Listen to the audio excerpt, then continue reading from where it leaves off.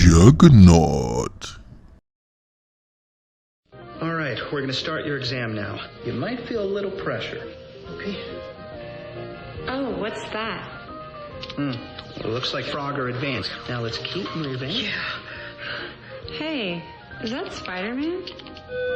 Gameboy Advance, more games, more fun. Hello and welcome to this massive list. This is my top 75 Game Boy Advance games of all time. This was really hard to choose, so I made myself some criteria to make the job easier. Number 1, only one cartridge per series. Number 2, no NES or SNES conversions. Number 3, no Game Boy Original or Game Boy Color games. Number 4, they must be retail releases. Number 5, they must be playable with no Japanese knowledge whatsoever because I'm a lazy Englishman. And number 6, they must still be fun to play today.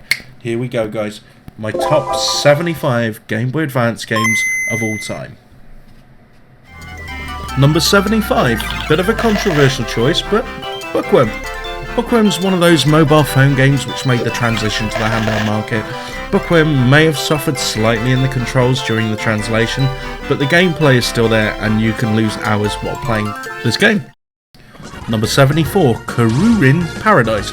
Well, it's a very simple concept. You guide this rotating stick, which is a spaceship, through a maze without touching the sides. In practice, it's very difficult, but it's extremely fun to play. Number 73, Donkey Kong, the King of Swing.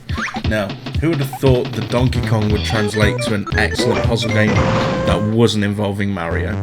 This is deceptively simple. All that you need to do is collect bananas and make your way to the top of the maze, but it takes a lot of mastery to get there. Number 72, Goemon New Age, something I can't pronounce. Luckily you don't need Japanese language to actually play the game. It's a simple, enjoyable platformer that is just got brilliant presentation. Number 71, Wings. This is a conversion and an enhanced upgrade from the Amiga original. Not only have they got the Amiga Originals campaign in its entirety with improved graphics, they've also added the German side of things to it too. Number 70, Sega Arcade Gallery. You've got 4 classic Sega arcade games, all excellently ported down to the Game Boy Advance. They're not perfect conversions, especially in Afterburner's case, but they are still brilliant fun games to play. And 4 of them in combination on the cartridge means that you're going to have lots of fun. The biggest game on this list for me is Outrun, and Outrun is a wonderful conversion.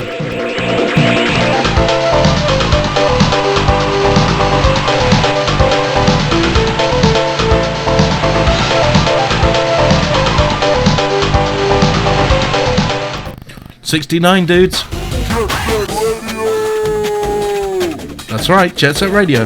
Take a Dreamcast classic, put it on the Tony Hawk 2 isometric engine for the Game Boy Advance, and you set that system ablaze with an excellent game. 68, Final Fight 1. You take an arcade conversion of Final Fight, you add in unlockable characters, unlockable extras, cutscenes in between battles and levels, you ramp the whole thing up to 11 and you give link up play and you get an excellent handheld fighter. 67, Guilty Gear X Advance. This is a great one-on-one fighter for the Game Boy Advance.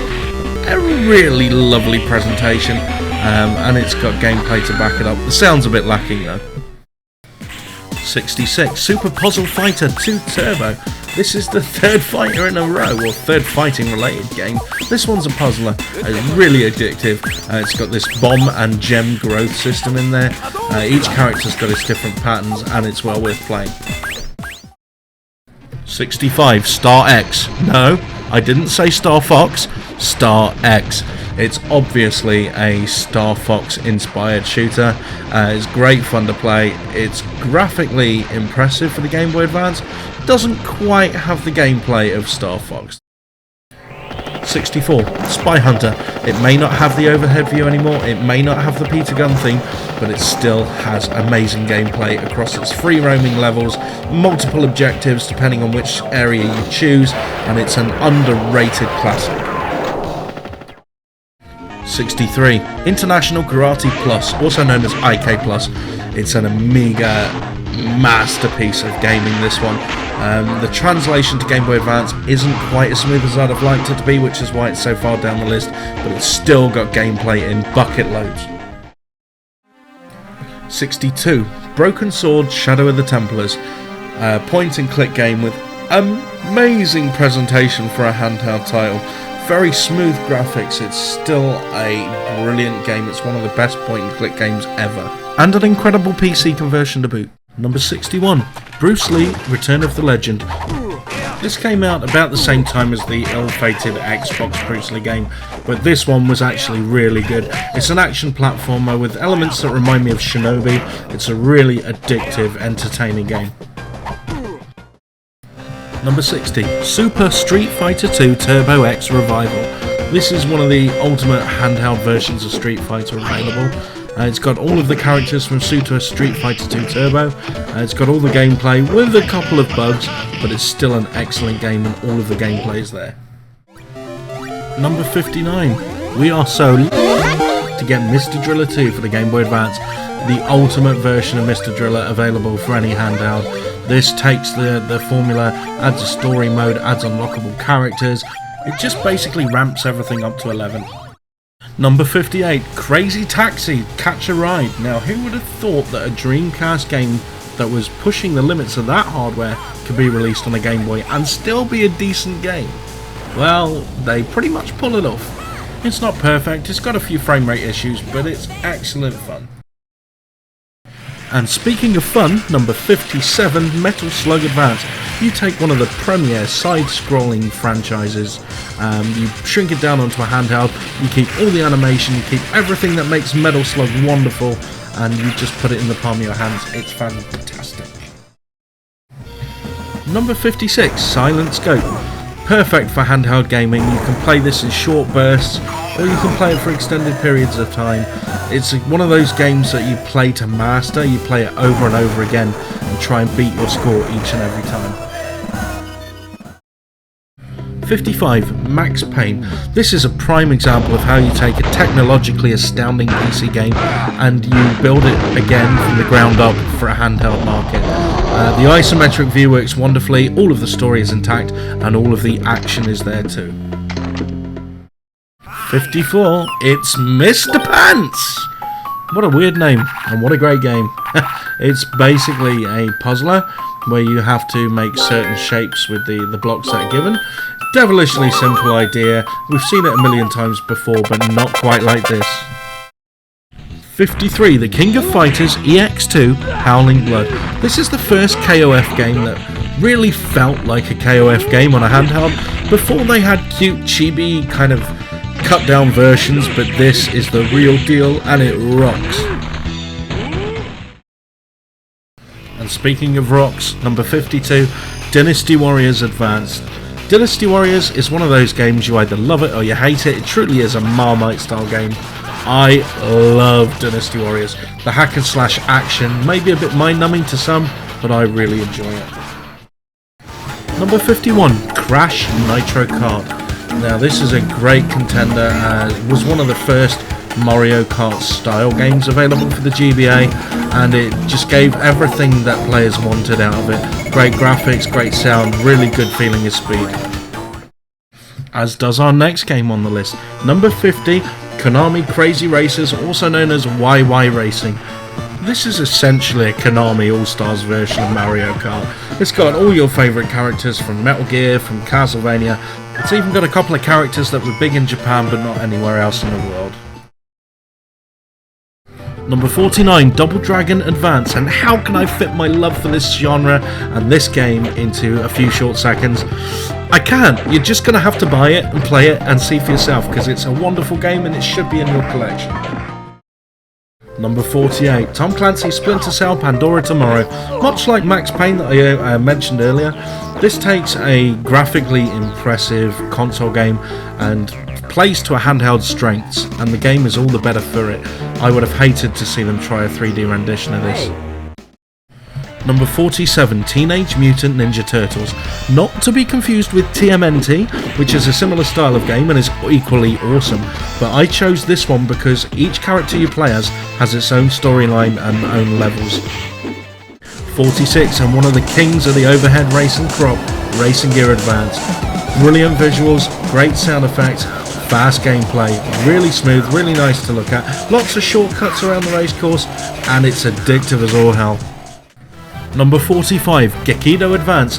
You take the side-scrolling fighting genre, which I'm a huge fan of, you add puzzle elements and a bit of an adventure overtone to it, and you get Gekido Advance, providing that you add lots of lovely animation. 44, Colin McRae Rally 2.0. Now this takes polygons on the Game Boy Advance and uses them sparingly, but to excellent effect. Graphically impressive, you've got a physics system built in there, and it feels really good to swing around those corners. Number 43, Idre Union. This is a turn-based tactical RPG that uses a card battling system. If that sounds like your kind of thing, please check this out. It's very hard to explain. Number 42, F-Zero Climax, and this is a Japanese exclusive F-Zero game. It's actually the third for the Game Boy Advance, and it's my personal favourite. I love the level layout. Critics didn't think much of it, but I did. 41, Ninja Cop, also known as Ninja 5-0. This is a game that got nowhere near enough love when it came out. It's got a cult following now, and people really love it, but I urge you, I deplore you, to go out and buy this game. Number 40, Duke Nukem Advance. This is another one of those games where once the developers got the hang of Mode 7 and polygons on Game Boy Advance, they could show some truly phenomenal stuff, including this, with its unique campaign levels and unique story. Number 39, Motocross Maniacs Advance. You may have been waiting for this because each of my Game Boy lists have had a Motocross Maniacs game in there because the franchise is just so much damn fun, and the Game Boy Advance version is no exception.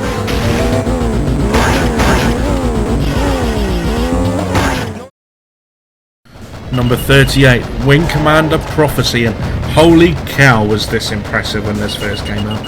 It blew my mind to think that the Game Boy Advance could be capable of such decent space combat with awesome graphics, great sound and atmosphere. This is an absolute must-have. Number 37, Tactics Ogre Knights of Lodis. This is one of my favourite turn-based RPG games of all time. The Game Boy Advance is so well suited to games like this, it's unreal. I love the story, I love the gameplay elements, I just really got a kick out of this. And I got a huge kick out of this one too. Number 36, Pokemon Pinball Ruby and Sapphire. I'm not a huge Pokemon fan, but I'm a huge pinball fan, and this game delivers on the pinball front easily. And I can see the appeal of the Pokemon elements too. If you're a Pokemon fan or a pinball fan, you owe it to yourself to check this game out. Number 35, Diablo. Lord of the Rings, The Two Towers. Yeah, it's a bit of a Diablo clone, but if you take it for what it is, it's a handheld Diablo clone in the Lord of the Rings universe. And if that isn't awesome, then I don't know what to tell you. It's a really great game, that's all I can say. Next, it's 34, Wolfenstein 3D, the granddaddy of the first-person shooters. Still excellent fun to play to this very day. And the Game Boy Advance version is basically a perfect conversion. The graphics are nice, crisp and clear. The gameplay runs silky smooth. All of the gameplay just oozes out of this game, even 30 odd years after its original PC release. Wonderful stuff. Number 33, Super Monkey Ball Jr. And when I heard that they were going to bring the arcade and GameCube classic Super Monkey Ball to the Game Boy, I thought it would be a disaster, but I was pleasantly surprised, and this is a really addictive version of the game.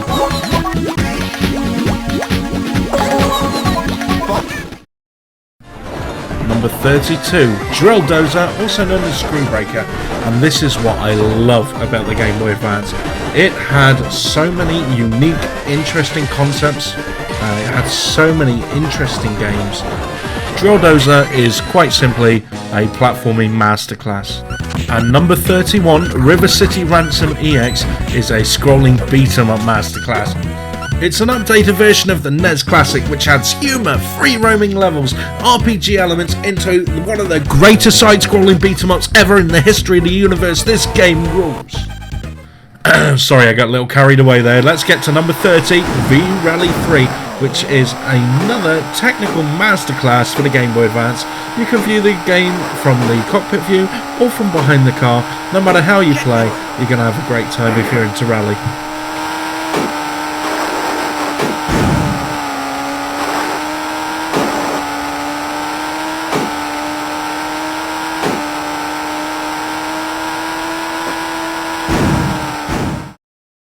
Number 29, Alien Hominid. If you like hand-drawn graphics and if you like shmups, then Alien Hominid is going to be right down the street, especially if you've got a bit of a sense of humour. I love the game. It's got a bit of gore, it's got lots of fun and exciting levels, and situations, and enemies, and bosses, and it's got a cute little antagonist too.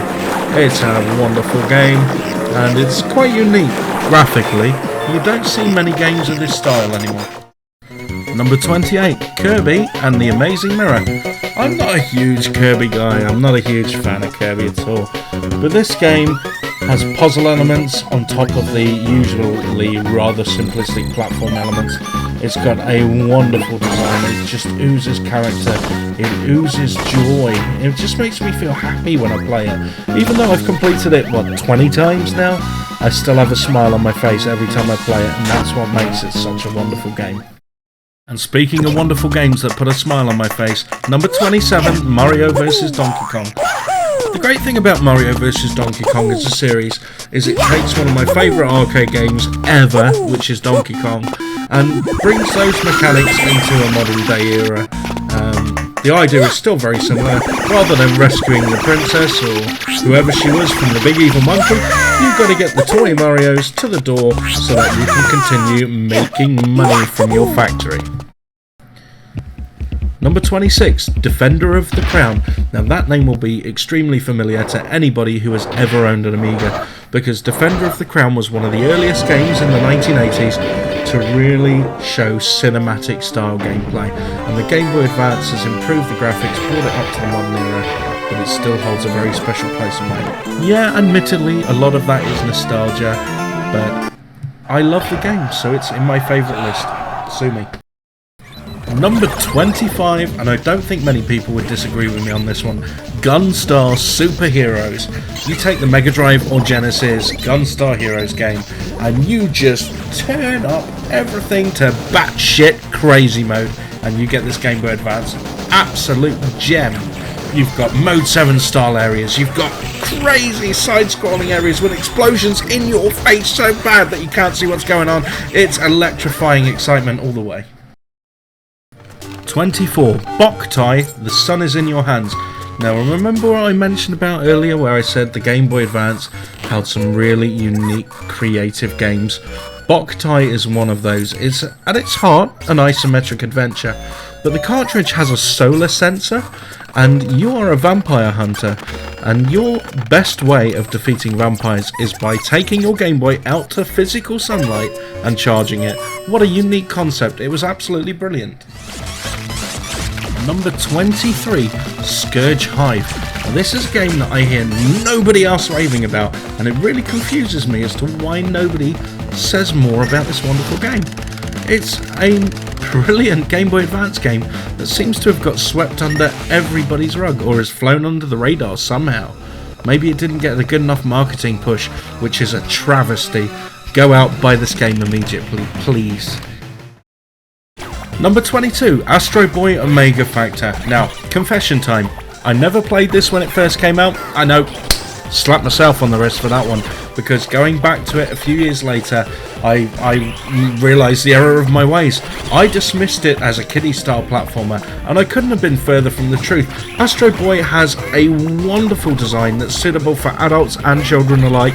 It's an absolute must-have, it's an absolute must-play, so go out and grab it, please. Number 21, Final Fantasy Tactics Advance, another tactical RPG and one of the finest ever created. It's lost nothing in the translation from the PlayStation 1 original to the handheld version. It's a wonderful game with a beautiful graphic style, great storyline, it's intriguing, it's enthralling, and the gameplay keeps you going for hours. It's a wonderful game.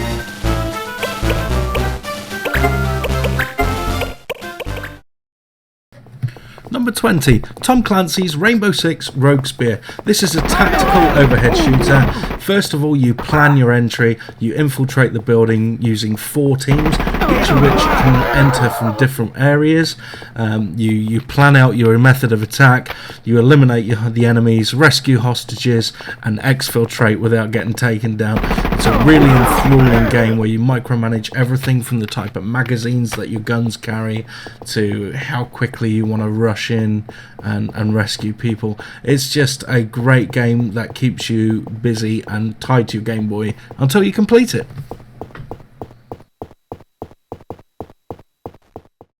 Number 19, Pokemon Emerald. Now, I selected Pokemon Emerald as the premier version of Game Boy Advance Pokemon. It's really interchangeable with any of the Pokemon series, except for the remakes of the Game Boy original versions. Any version of the RPG style Pokemon games are fantastic. It's just for some reason I picked Emerald. It's much akin to Pokemon Yellow was for the Game Boy. It's kind of an enhanced edition with some extra characters, and that is literally the only reason why I chose it above the other ones. Any one you pick, you can have a great time with.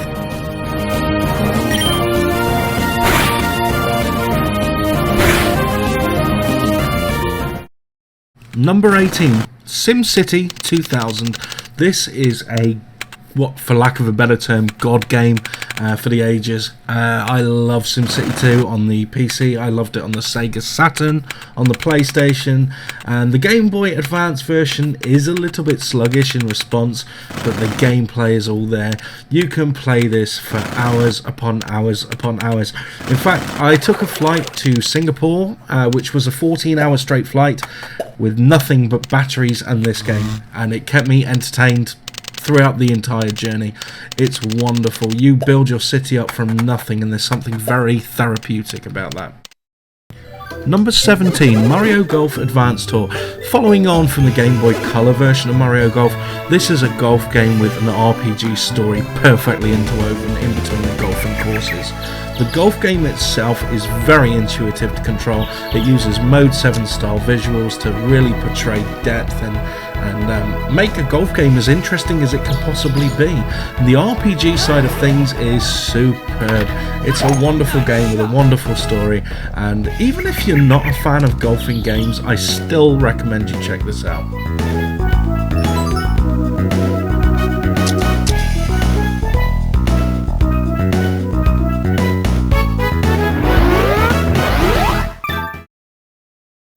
Number 16, Mario Tennis Power Tour.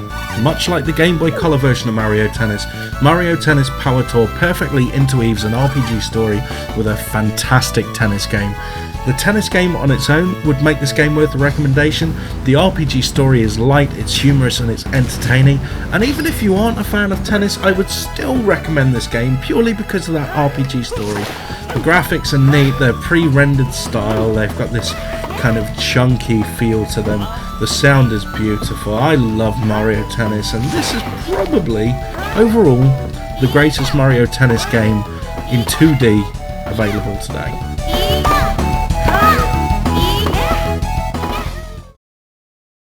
Number 15, WarioWare Inc. And I don't know how to explain this. The easiest way I can explain this is it's a bunch of micro games. They last about 3 to 5 seconds each. It's crazy, it's in your face. It's about adapting to your surroundings quickly, applying some simple button presses, keeping alert, and getting ready for the next insane thing that's going to be thrown your way. You don't know what to expect, and that's what makes it so interesting. You could literally be fighting a Punch-Out style game as shown here in 1 second, and the next minute you could be, I don't know, picking your nose, or wiping your butt, or rolling a skateboard around. You just don't know, and that's what makes it so exciting. Number 14, Doom 2. Now, you remember when I said that Wolfenstein 3D was the first-person shooter granddaddy game?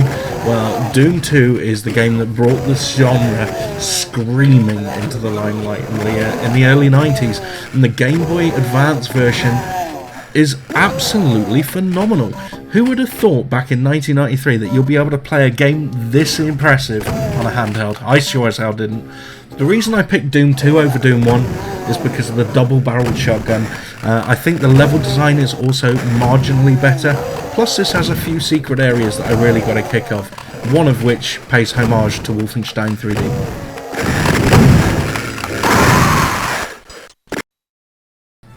Number 13, Sonic Advance 2. Now, all three Sonic Advance games for the Game Boy Advance are really, really awesome games. Personally, I prefer the level layout of Sonic Advance 2, but you could swap it out with Sonic Advance 3 or the original. Every one of these games is a triumph in its own right. It's blisteringly fast, 60 frames per second, balls to the wall action. It's one of the last truly fantastic 2D Sonic games, and it should be in your Game Boy Advance collection right now.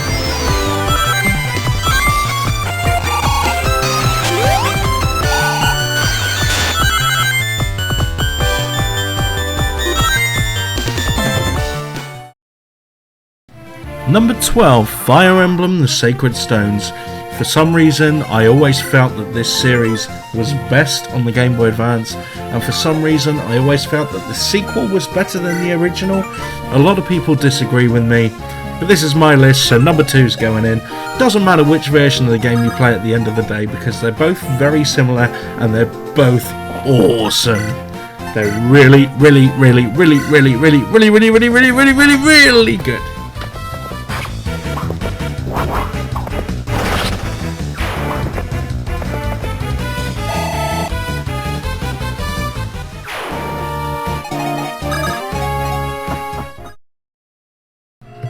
Number 11, we've gone through the homages through this list, but finally we hit the real deal. Mario Kart Super Circuit, a mere handful of months after the Game Boy Advance was released, gave players what they really wanted. They wanted SNES and N64 style Mario Kart in the palm of their hand, and this totally delivered. This game is just brilliant. It's got everything that you want from a Mario Kart game. It looks great, it's smooth as silk. It's a great versus game, it's a great single player game, it's got great challenge, excellent level design. It even takes levels from the SNES and N64 versions and combines them with unique original levels exclusive to this game. Wonderful stuff. Number 10, Rebel Star Tactical Command. This is made by the same geniuses that made XCOM UFO Defense, and that was released on PC, Amiga and PlayStation back in the early 90s. And you can tell the pedigree shines through in every aspect of this game. It's basically a handheld version of XCOM. It's a wonderful, amazing, fantastic, addictive, enthralling, underrated classic. Not many people know about Rebel Star, but the ones that do rant and rave about it, and if you play it, even for 20 minutes, you will understand why. I can't really explain further in a short synopsis, but just do yourself a favour and play it, please do. Number 9, Golden Sun The Lost Age. A lot of people prefer the original Golden Sun game, but I prefer the sequel purely because it's a follow-on from the original storyline, but it's got a much darker tone. The storyline has some very unexpected twists and turns.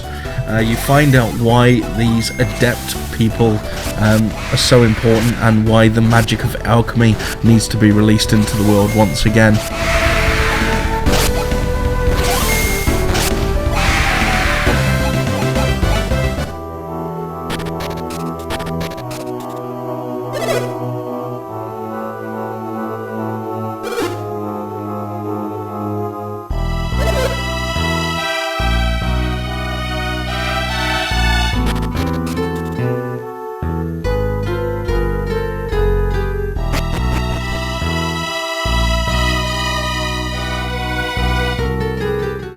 Number 8, Street Fighter Alpha 3 Upper, also known as Street Fighter 03 Upper.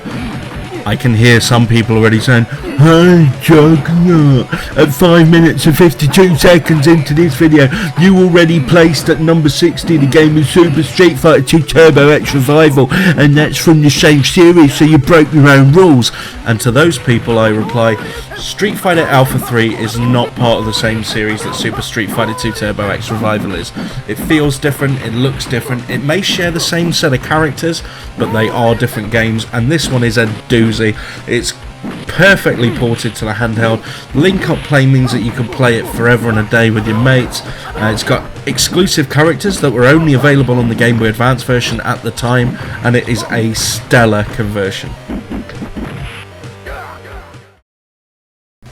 And speaking of stellar conversions, number 7, Tony Hawk's Pro Skater 2. A Game Boy Advance Tony Hawk Skater in an isometric viewpoint that kicks ass. This was stunning when it was first released. The Game Boy Advance was a new machine on the block, and Tony Hawk 2 really showed off what the system could do. It's a phenomenal game. All of the gameplay from the PlayStation original is in there, in this brand new viewpoint that really was thought out brilliantly. The controls, they're just seamless, and that is exactly what a game like this needs. In fact, I love this game so much that it would have rated higher on the list if the licensed soundtrack from the PlayStation was somehow crammed in there, but, you know, it's a small sacrifice to make for such a fantastic conversion to the handheld. Number 6, Wario Land 4. Now, if you've seen my Game Boy Top 50 list, you would have heard me say that Wario Land is one of the finest crafted platform games of all time. It's still part of the Super Mario Land series, and Wario Land 4 is no exception to the brilliance of this franchise. From my personal standpoint, I think the Wario Land games with their extra puzzle elements are far more interesting games than the Mario series on its own was. The graphics are great, there's style and humour in every crevice of the game, multiple endings, hidden areas. If you name something that should be in a great platform game, then I can assure you it will be in here somewhere. You've just got to look for it. And that's what makes Wario Land 4 essential.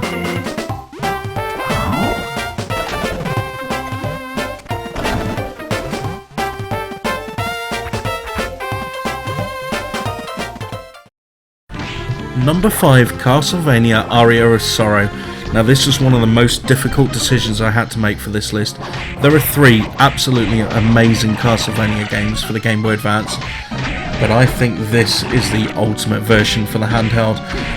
It's set in the near future, it's set in 2035, and it follows on from the story from Harmony of Dissonance and also Castlevania Symphony of the Night for the PS1, which is, if you haven't played it, is probably one of the greatest platform games ever made.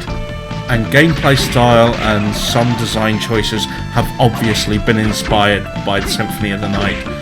And if I'm being honest and a little bit brave, I've got to say that I think Aria of Sorrow is a better game than Symphony of the Night.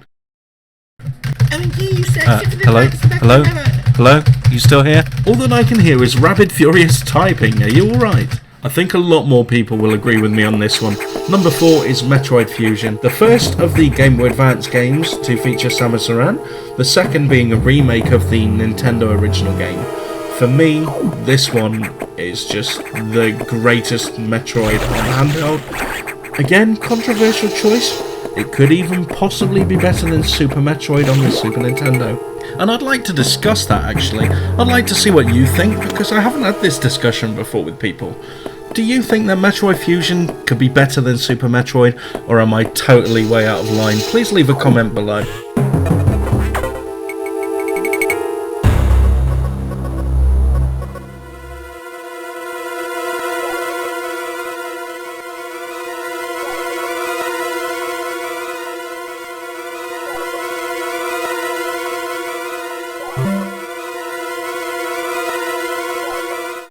Number 3, Mario and Luigi Superstar Saga. Now this is a very rare thing indeed, or it was at the time. It's a mixture of a platform game, it's a mixture of a puzzle game, it's a mixture of RPG elements, to both turn-based and real-time action, and it's all blended into a beautifully designed package that's filled to the brim with humour. It keeps you interested from beginning to end, and it's just the start of a wonderful, wonderful franchise. If you're even remotely into action or adventure games or RPG games, even if you're not into the Mario and Luigi style aesthetic, if you take away all of the visual veneer, you have a class act of a game. Even if the humour isn't your cup of tea, there's still enough intuitive and innovative gameplay here to keep anyone entertained.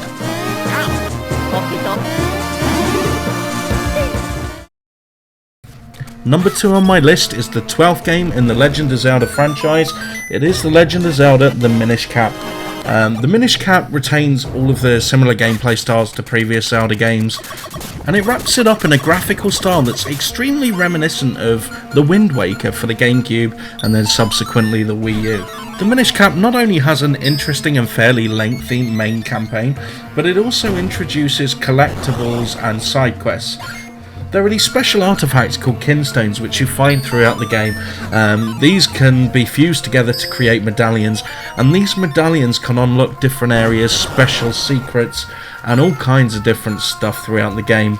There are also figurines that you can find on one of the side quests, and these figurines each have trivia about the Zelda universe attached to them that you can read once you've collected. Once you've got the set, you unlock a house with some extra bits and pieces and a music test. 74 down, 1 to go. Before I reveal number 1, a few honourable mentions will be found in the description below. There's a link there. There's a whole new video dedicated purely for honourable mentions. There were just so many, I had to make a separate video for it. But I digress. I guess you're here for my number 1 Game Boy Advance game of all time, and I'm going to tell you right now, my number 1 Game Boy Advance game of all time is Advance Wars. Of course it is. It's a wonderful game. It's a game that you can't really play for 5 minutes, because if you do, you'll look at your watch and before you know it, 7 hours have passed. It's just so addictive. The storyline's interesting, the graphical style is delightful, the strategy is intense, it's got a good challenge on there. The game is just superbly crafted in every single way. Advance Wars is one of the killer apps for the Game Boy Advance, and I fell in love with it from the moment I played it, and I've been a big fan of the Advance Wars franchise ever since. So there we go, my number 1 Game Boy Advance game of all time in my top 75 list. As I mentioned before, I do have an honourable mentions video, and that has a whole slew of other games that didn't quite make this list. There are so many great Game Boy Advance games. I wanted to showcase a few more, but I didn't want to make it too long a video. I didn't want to make it a top 200, which I had enough games to do, but I thought you might get bored of that. So I made a separate video. Please feel free to check it out. And if you like this video, then please feel free to click the links to other videos that you might enjoy. Until next time, have a good one. Take care. Bye.